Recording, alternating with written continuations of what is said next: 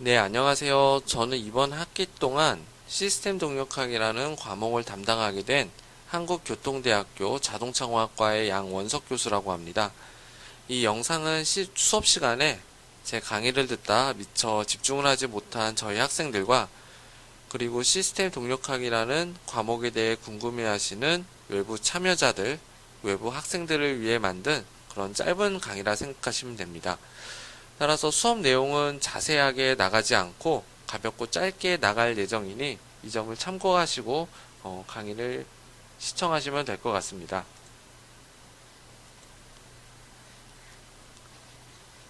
그럼 수업을 시작하도록 하겠습니다. 1장에서는 시스템 동력학을 이제 소개하는 그런 시간을 갖도록 하겠습니다. 먼저 시스템 동력학의 배우는 내용들을 한번 살펴보면은 동적인 시스템을 수학적으로 모델링하는 방법 혹은 동적인 시스템을 해석하는 방법에 대해서 크게 두 가지로를 배운다라고 생각하시면 됩니다. 그래서 동적 시스템이라고 하는 것은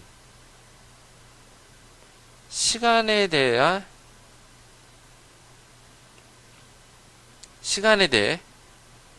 변한다라고 보시면 됩니다. 동이라고 하는 것은 움직일 동이잖아요. 그렇죠?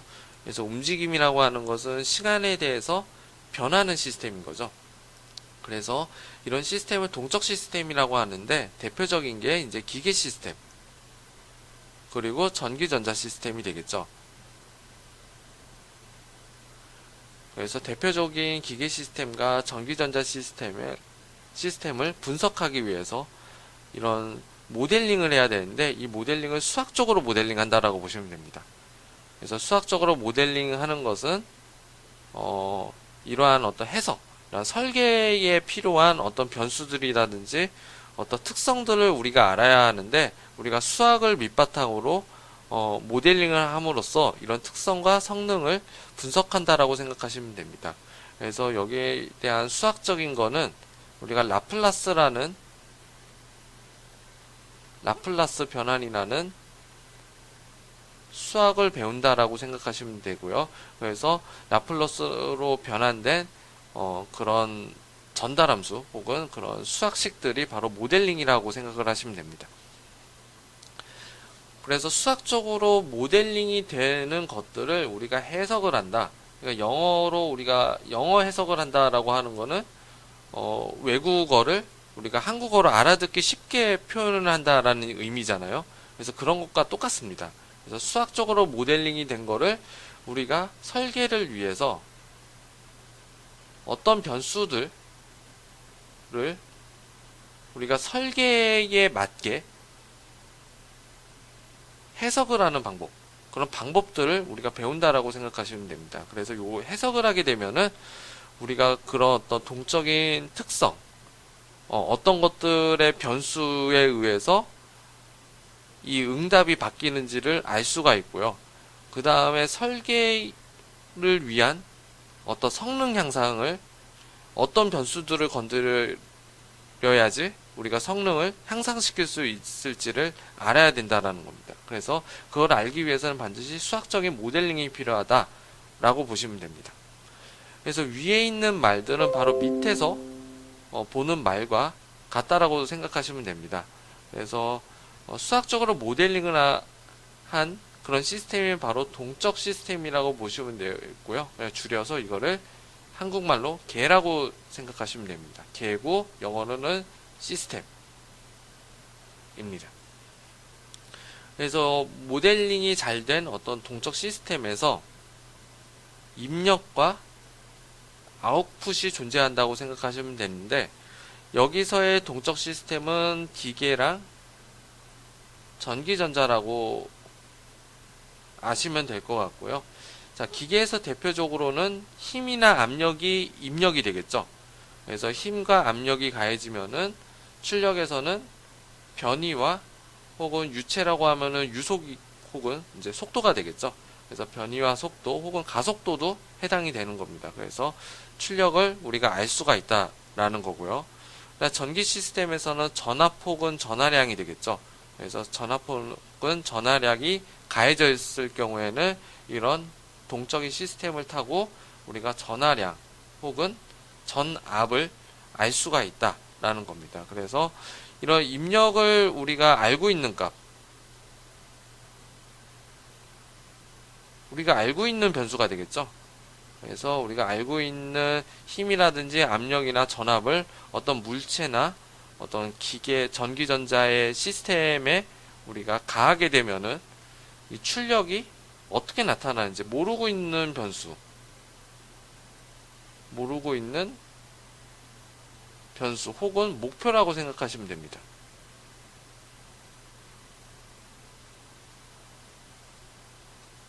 그래서 얼마큼 움직일지, 얼마큼 속도가 존재를 할지, 또다시 얼마큼 전하량이 존재를 하는지를 우리가 알아가는 방법이라고 생각하시면 됩니다. 그래서 이걸 알기 위해서는 동적 시스템이 잘 모델링이 되어야 된다. 그래서 그 모델링하는 방법에 대해서 배우고 이걸 해석하는 방법에 대해서 배운다라고 생각하시면 됩니다. 자, 앞서 설명했듯이 이러한 동적 시스템을 큰 범위로 얘기를 하자면 이걸 개라고 합니다. 개. 그래서 개고 영어는 시스템이다 라고 보시면 됩니다. 그래서 시스템은 입력과 무조건 아웃풋이 있다. 그래서 입력을 근거로 특정 목적에 부합하는 출력이 생성된다. 그러면은 입력과 출력의 관계를 알아야 되죠. 그래서 이 관계를 잘 알기 위해서 뭐를 하냐면은 아까 얘기했던 것처럼 모델링을 한다라고 생각을 하시면 됩니다. 그래서 그 모델링을 하는 방법이 바로 수학이다 라고 생각하시면 되겠죠. 그래서 수학으로 우리가 이거를 전개를 해서 혹은 뭐 치환을 해서 모델링을 형성하고 그 모델링에 대해서 입력 대비 아웃풋이 어떻게 바뀌는지를 분석하는 그런 학문을 시스템 동력학이라고 생각하시면 됩니다. 그래서 여기에서 쓰는 수학은 다른 수학도 많이 쓸 수는 있는데 여기선 대표적으로 라플라스 변환이라는 수학을 배운다라고 생각하시면 됩니다. 그래서 그 모델링이 된 것들에 대한 변수들이 있는데 그런 변수들이 어떤 동적인 특성들을 가지고 있는지를 우리가 기술하는 그런 방법론을 배운다라고 생각하시면 되겠죠. 자, 대표적으로는 우리가 모델링을 하게 되면은 결과론적으로는 미분 방정식을 알 수 있게 됩니다. 그래서 이런 미분 방정식이라고 하는 것은 영어로 리니어 디퍼런셜 이퀘이션이라고 되어 있고요. 그래서 이게 바로 수학적 모델링이라고 생각하시면 되겠죠. 그래서 이걸 해석을 하기 위해서 수학이 필요한데 그 수학이 바로 라플라스다. 라스 변환이다 라고 생각하시면 될 겁니다.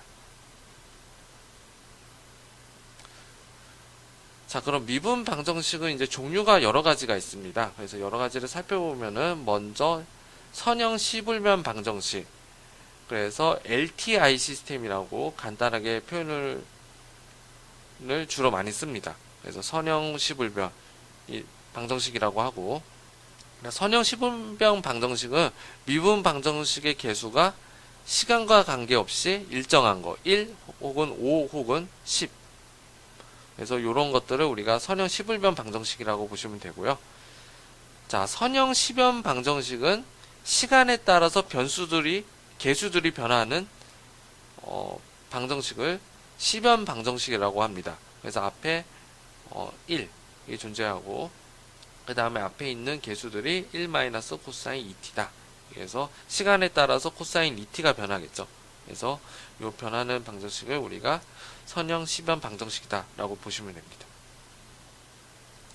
그리고 마지막으로는 비선형 미분 방정식이 존재를 합니다. 그래서 선형 미분 방정식이 아닌 모든 미분 방정식을 다 통틀어서 비선형 미분 방정식이라고 합니다. 그래서 다음과 같이 어떤 함수가 곱해져 있는 함수와 어떤 미분 계수가 곱해져 있는 그런 형태.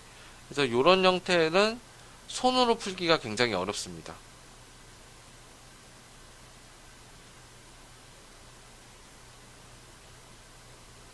그래서 그렇기 때문에 이 손으로 풀기 어려운 것들을 우리가 컴퓨터를 이용해서 수치적 방법을 통해서 이런 손으로 풀기 어려운 것들을 풀 수 있다라고 보시면 됩니다. 그래서 본 그 시스템 동력학의 범위는 선형 10울변, 선형 10형까지 다룬다라고 보시면 되고요. 그래서 비선형 미분 방정식은 따로 떼서 수치해석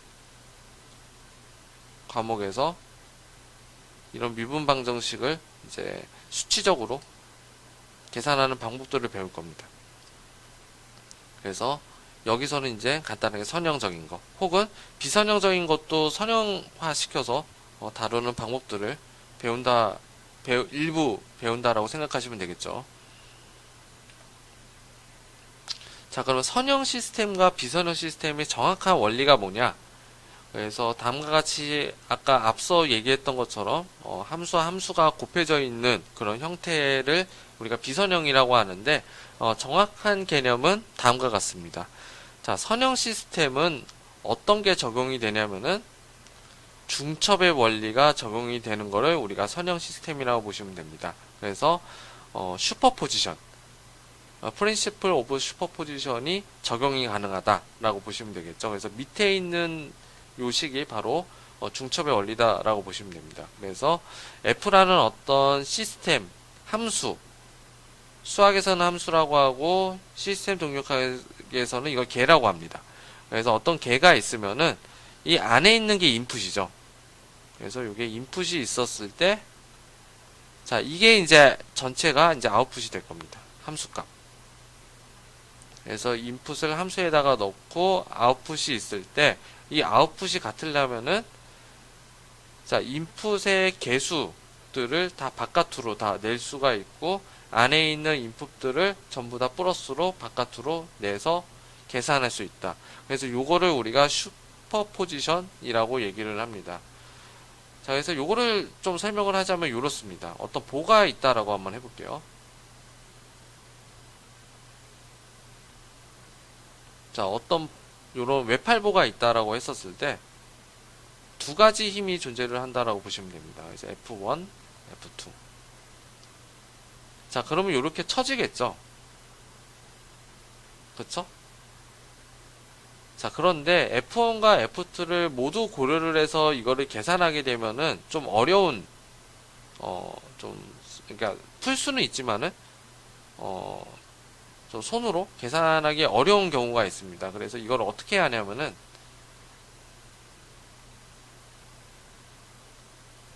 자, 볼을 두 개를 나눠줘서, 자, 하나는 F1의 처짐량. 그리고 다른 하나 F2의 처짐량을 더해주면 되겠죠. 그래서 처짐량을 우리가 델타라고 한번 했을 때, 그래서 델타 1 플러스 델타 2. 그래서 델타 1과 델타 2가 토탈 델타와 같은. 그래서 이거를 우리가 슈퍼포지션이라고 합니다. 그래서 요 시스템이 이루어지는 거. 그래서 F1, F2가 동시에 누르는 그 처짐량은 F1 때의 처짐량 플러스 F2에서 밀어놓은 처짐량이 두 개가 동일했을 때, 두 개가 더해져서 동일했을 때 이거를 우리가 선형 시스템 혹은 중첩의 원리가 됐다라고 보시면 됩니다. 자, 반대로 비선형 시스템은 뭐냐면은 F의 A1X1 플러스 A2X2가 A1F의 X1 플러스 A2의 F의 X2가 되지 않는 거. 그래서 중첩의 원리가 되지 않는 거를 우리가 비선형 시스템이다 라고 보시면 됩니다. 그래서 수학적으로 굉장히 다루기 어렵기 때문에 선형화 기법을 이용해서 우리가 다룬다 라고 보시면 됩니다. 자, 시스템에는 또 연속시간과 이산시간 시스템이 존재를 합니다. 그래서 연속시간 시스템은 Continuous Time System이라고 얘기를 하고요. 그래서 시스템의 변수가 연속적으로 변하는 거를 얘기를 합니다. 그래서 이런 모델은 뭘로 모델을 할 수가 있냐면은 수학적인 모델이 바로 미분방정식으로 표현이 된다 라고 보시면 됩니다. 그래서 요거를 우리가 연속시간 시스템이다. 그래서 우리가 흔히 다루고 있는 시스템을 연속시간 시스템이라고 얘기를 하시면 되겠죠. 자, 근데 시간이 연속적인 것만 있는 건 아니고요. 이산적인 으로 이게 뚝뚝 끊겨서, 그래서 시간의 그래프로 우리가 따지면은 연속 시간 그래프로 그리면 이렇게 부드럽게 그리는데, 이산 시간 그래프는 어떻게 그려지냐면은 다음과 같이 뚝뚝뚝 이렇게 일정한 시간 혹은 일정하지 않는 시간으로 끊겨서 그래프가 그려지는 시간. 그래서 이거를 뭐라 그러냐면은 이산 시간 시스템이라고 합니다. 그래서 디스크리트 타임 시스템이라고 얘기를 합니다. 그래서 디스크리트 타임 시스템은 프로그램은 대부분 다 디스크리트 타임 시스템이고, 그 다음에 실험이 아니고요. 실험의 값은 모조리 이산시간 시스템이라고 보시면 됩니다. 그래서 프로그램에서 나오는 계산된 값이나 혹은 시스템 결과의 결과값, 그래서 시스템 결과값을 우리가 엑셀로 볼 수가 있잖아요. 그래서 엑셀로 보시면은 시간 혹은 어떤 변이를 측정했다고 하면은 시간 0초일 때 0.01, 뭐 시간 0.1초였을 때 뭐 0.1, 시간 0.2였을 때 x가 뭐 1.2다. 그래서 이거 뚝뚝 끊겨져 있는, 그래서 이런 시스템은 우리가 실험의 결과값인데, 이 실험의 결과값도 역시 이산시간 시스템이라고 보시면 됩니다. 그래서 뚝뚝 끊겨져 있는 시스템이라고 보시면 될 것 같아요. 자, 그럼 동적 시스템의 수학적인 모델링에 대해서 한번 살펴보겠습니다. 자, 그래서 수학적으로 모델링을 하게 되면은 우리가 어떤 그 시스템의 중요한 어떤 특성들을 알 수가 있어요. 그래서 어떤 특성들을 바꿨을 때 인풋 대비 아웃풋이라고 말씀을 드렸죠.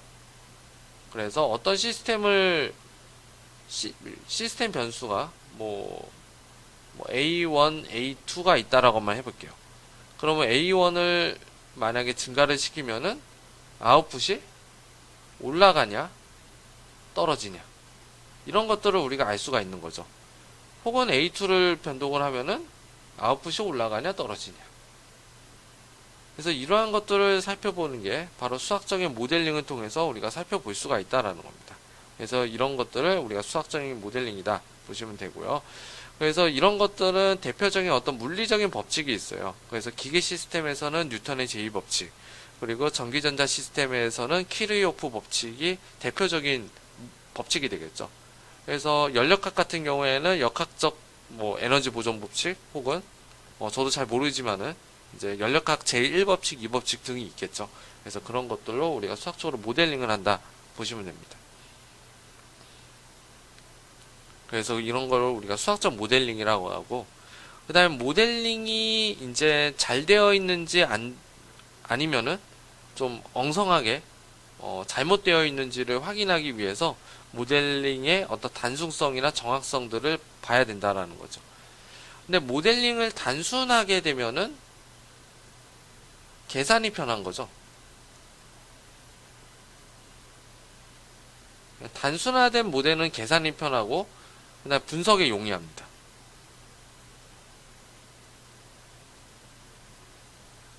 분석이 잘 되는 거죠. 쉽게. 그러니까 같은 어떤 인력을 동원하지 않고도 간단하게 분석에 용이하기는 하지만은 정확도가 떨어지겠죠. 그렇죠? 단순성이 올라가게 되면 계산이 편하고 분석에는 용이해서 사람들이 흔히 잘 쓸 수는 있겠지만은 정확도가 떨어진다는 겁니다. 그래서 얼마큼 단순하게 시켜야 될지, 혹은 단순화하더라도 중요한 부분들을 생략하지 않고 그대로 담아서 계산해야 될지를 우리가 확인해야 됩니다. 그래서 그런 중요한 부분들을 우리가 물리적인 변수라고 얘기를 하고, 정말 더 중요한 것들은 물리적 주요 변수라고 얘기를 하겠죠. 그래서 그런 변수라든지 아니면 물리적인 관계들을 우리가 필요한 것을 잘 식별을 할 수 있어야 됩니다. 그래서 그런 필요한 것을 식별하기 위해서는 그런 가정이 필요하겠죠. 그래서 모든 삼라만상에 있는 모든 모델링을 모든 어떤 자연계를 우리가 모델링은 할 수 없어요. 그렇죠? 그래서 그 모델링을 우리가 필요한 것만 예를 들자면 뭐 변이만 우리가 측정을 한다라든지 아니면 변이와 뭐 에너지, 온도 혹은 유체에 있는 어떤 속도까지 같이 다 이거를 고려해서 봐야 될지는 설계자에 따라가 달라질 겁니다. 그래서 중요한 변수들을 우리가 선택을 해가지고 이런 값들을 단순화를 시킬 건지 얼만큼 단순화를 시킬 건지를 우리가 엔지니어가 결정을 해줘야 됩니다. 자, 수학적인 모델링 전차는 다음과 같습니다. 그래서 스케매틱 다이어그램이라고 해서 시스템 구조도를 먼저 작성을 해주고요. 그래서 거기에 따라서 변수를 우리가 결정해줘야 되겠죠. 그래서 그 변수들을 결정해주고 그 다음에 두 번째는 물리적 법칙에 의거해서 지배 방정식을 유도한다. 그래서 대표적인 물리적인 법칙은 여기서 쓰는 거는 뉴턴의 제2법칙.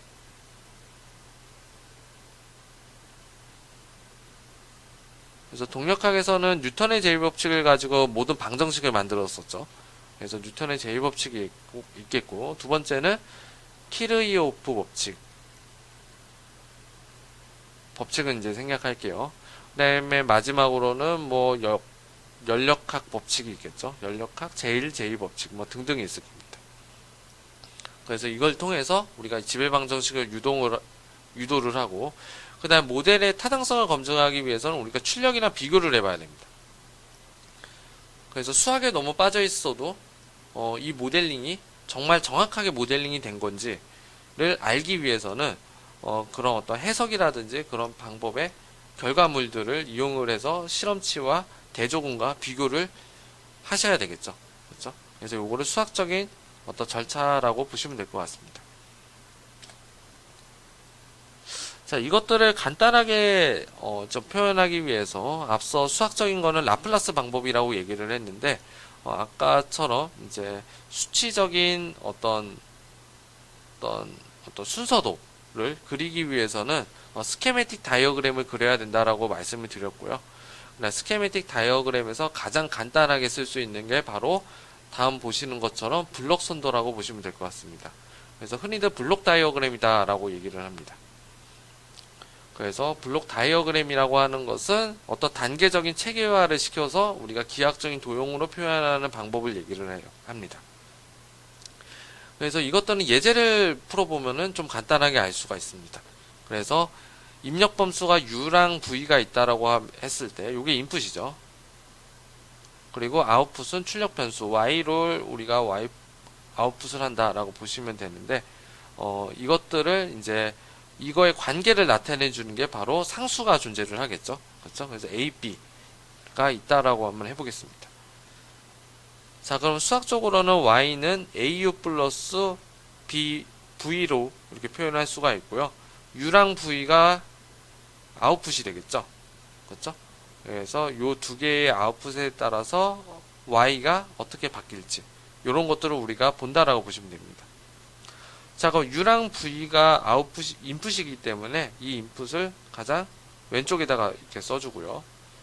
그 다음에 U랑 A가 곱해져 있는 그 표현은 요 네모난 박스에다가 상수를 넣어주면 되는 겁니다. 그래서 U는 네모를 거쳐서 AU가 될 거고요. 자, 마찬가지로 밑에 있는 것도 B도 V랑 연결이 돼서 BV가 되겠죠. 그래서 AU와 BV가 이렇게 더해집니다. 그래서 덧셈과 뺄셈은 요게 이제 합기호라고 생각하시면 됩니다. 그래서 이 합을 가지고 AU와 VB를 더해줄지 뺄지는 요 앞에 있는 기호를 통해서 알 수가 있죠. 그래서 AU를 더하고 BV를 더해서 한 대 묶어서 계산해라. 그러면은 여기서 나와 있는 거는 AU 플러스 BV가 되겠죠. 그렇죠? 자, 그래서 요게 바로 Y가 된다. 그래서 요런 수식은 오른쪽에 있는 것처럼 블록 선도로는 다음과 같이 나타낼 수가 있습니다. 자, 빼기도 간단합니다. 빼기는 아까 BV에서 마이너스 기호를 하나 써주면 되겠죠. 그렇죠?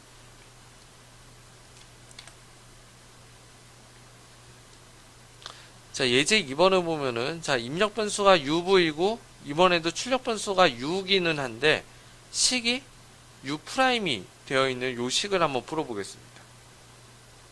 그러면 AU와 BV는 어때요? U가 A로 거쳐져서 AU가 되겠고요. V랑 B가 거쳐져서 BV가 되겠죠. 자, 두 개를 더해주면은 서 나오는 값이 Y 프라임이 되겠죠. 그쵸? 자, 근데 Y 프라임을 우리가 궁금한 게 아니고 우리가 출력 변수로는 Y를 계산해야 되기 때문에 이 미분된 방정식을 뭐 해주냐면은 적분을 해줘야 됩니다. 그래서 네모에다가 적분도 곱셈이랑 같은 원리로 인테그랄을 써주시면 됩니다. 그래서 Y 프라임이 인테그랄을 거쳐서 Y로 계산이 되겠죠. 그쵸? 자, 그래서 이렇게 블록 다이어그램을 그릴 수가 있습니다. 자, 이번에는 입력 변수 중 하나가 미분된 형태에서 y는 au 프라임 플러스 bv가 있다라고 한번 보시면 됩니다. 자, 그럼 입력은 u랑 v가 되겠고요. 자, 이번에는 u에다가 먼저 미리 미분을 해줘야 되겠죠. 그래서 d에 dt. 그래서 나오는 값은 u의 프라임이 되겠고요. 자, a의 u 프라임 플러스 bv가 y가 된다는 거죠. 그래서 u'에다가 a를 곱해주고 플러스 v에 b를 곱해줘서 bv. 자, 여기는 a u'이 되겠죠. 그래서 두 개 더해져서 우리가 y를 구성할 수가 있습니다. 그래서 이런 시스템을 모델링을 하는 거는 바로 다음과 같이 블록 선도를 그려줄 수가 있습니다.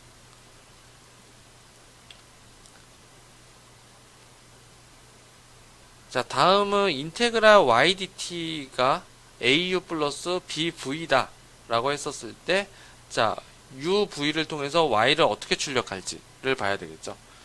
자, au랑 bv가 각각 더해진다 라고 하면은 더해진 값이 어떻게 돼요? 적분의 값을 띈다 라고 그랬죠. 그래서 인테그랄 ydt가 되어야 되는데 우리가 알고자 하는 거는 y이기 때문에, 자, 인테그랄 ydt에 미분을 해줘야 되겠죠. 그래서 미분 값을 넣어줘서 우리가 y를 구성을 할 수가 있습니다. 자, 또는 출력 변수에 적분이 되어 있는 형태도 있습니다. 그래서 a의 인테그랄의 udt 플러스 bv가 있을 때, 자, 요게 이제 y가 된다 라고 하는 거는, 자, u에다가 먼저 적분을 해줘야 되겠죠. 그래서 인테그랄 udt로 만들어줬을 때 그 상황에서 a를 곱해주고 그거를 더하고 bv도 곱해져서 더해주고요. 그래서 두 개 더한 값이 바로 y로 출력을 할 수 있게 만들어주면 되겠죠.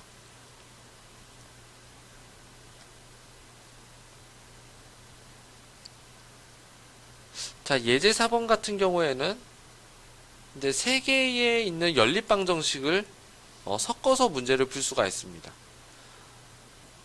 자, 그랬을 때 입력을 uv라고 하고 이제 출력을 y라고 할 때 다음을 블록 선도로 그려라. 자, 여기서 조금 알아야 될 거는, 자, 2라는 함수가 있고 x라는 함수가 있죠. 자, 이거는 입력과 출력에 대해서 관계가 없는 함수입니다. 그래서 이런 함수를 뭐라고 그러냐면은 매개 변수라고 하죠. 수학적으로는. 그래서 매개 변수라고 합니다. 그러니까 있으나 마나 하는 변수인 거예요. 있으나 마나 하기 때문에 어떤 치환을 해줘서 없애버려야 되겠죠.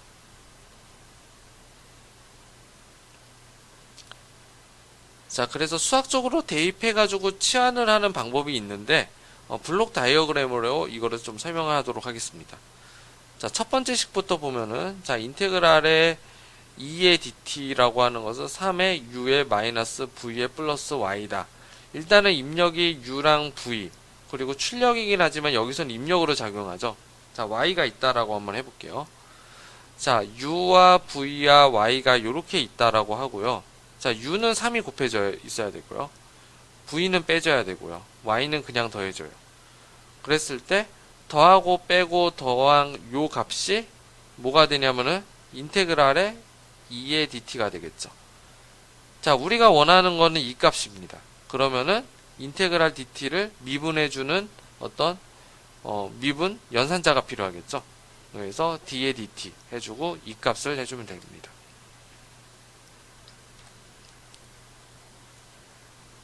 자, 식 두 번째도 마찬가지입니다. 식 두 번째도 v, e, y를 각각 변수들을 곱해주고, 자, 그런 값이 x 프라임이 되겠죠.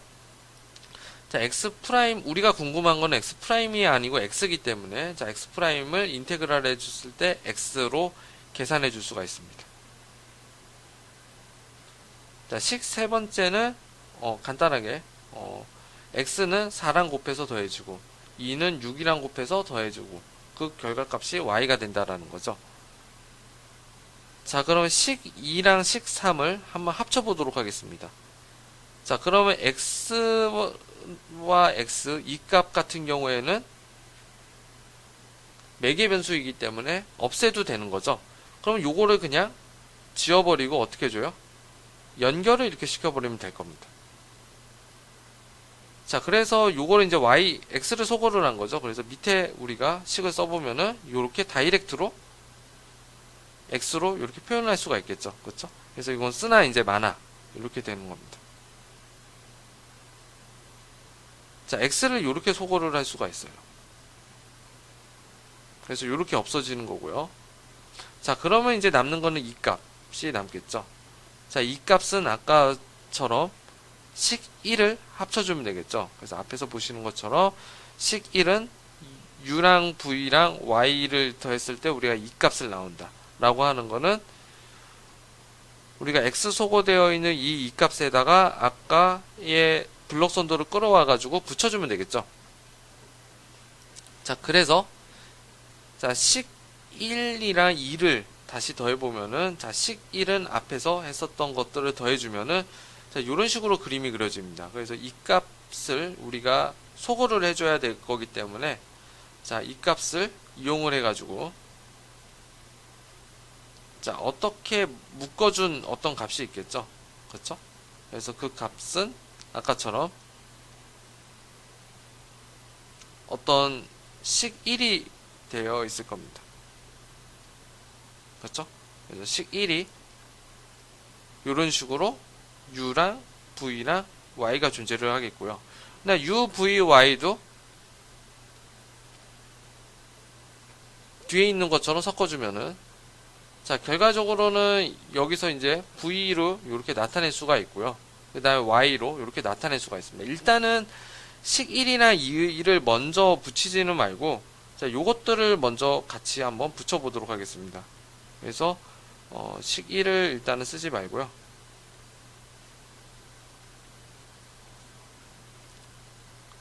그냥 이 값을 이렇게 붙이면 되겠죠. 그렇죠? 그래서 요게 이 값. 그래서 밑에 있는 그림은 바로 요 그림입니다. 그래서 요렇게 먼저 해주고, 그 다음에 y는 없앨 수가 있겠죠. y도 마찬가지로 이런 식으로 그려주면 됩니다. 그래서 간단하게 그린 그림이 밑에 있는 그림이라고 보시면 되겠죠. 그래서 밑에 있는 그림을 이용해 가지고 우리가 아까 이 값을 여기다가 붙이면 되겠죠. 이 값을 식 1에다가 붙여주면은 다음과 같이 블록 다이어그램을 이렇게 만들 수가 있습니다. 그래서 이 값과 어떤 x 값들을 우리가 없애서 계산을 해주면 되겠죠. 그래서 결과론적으로는 여기가 아마 x 값이 이 값이 나왔을 테고요. 그 다음에 x 값은 여기가 존재를 하겠죠. 그렇죠? 그래서 써줘도 되고 뭐 우리 필요가 없기 때문에 안 쓰셔도 상관없습니다.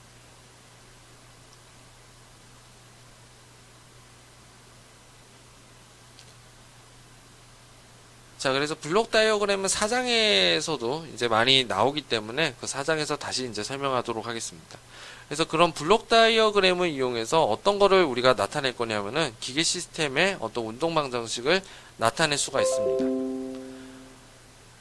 자, 그래서 기계 시스템은 이제 변이 혹은 이제 속도, 힘과 변이의 관계를 알기 위해서는 운동 방정식을 우리가 알아야 됩니다. 그래서 운동 방정식을 기술을 해야 되는데 이 운동 방정식은 뉴턴의 제2법칙으로 우리가 나타낼 수가 있습니다. 자, 그래서 예를 들자면은 자, 기계 시스템의 대표적인 게 바로 질량과 감쇄 스프링의 시스템이 있습니다. 그래서 질량이라고 하는 것은 무게라고 생각하시면 되겠죠. 자, 감쇄는 아직 안 배우셨을 겁니다. 그래서 감쇄가 커지면은 유압이라고 생각하시면 되는데 변이가 시간에 따라서 줄어드는 그런 팩터라고 보시면 되겠고요. 스프링이라고 하는 K값은 재료역학에서 배웠던 것처럼 역률 혹은 딱딱함을 얘기를 하겠죠. 그래서 요 질량과 감쇄, 그 다음에 이 스프링 상수에 의해서 기계 시스템의 아웃풋이 결정이 된다라고 보시면 됩니다.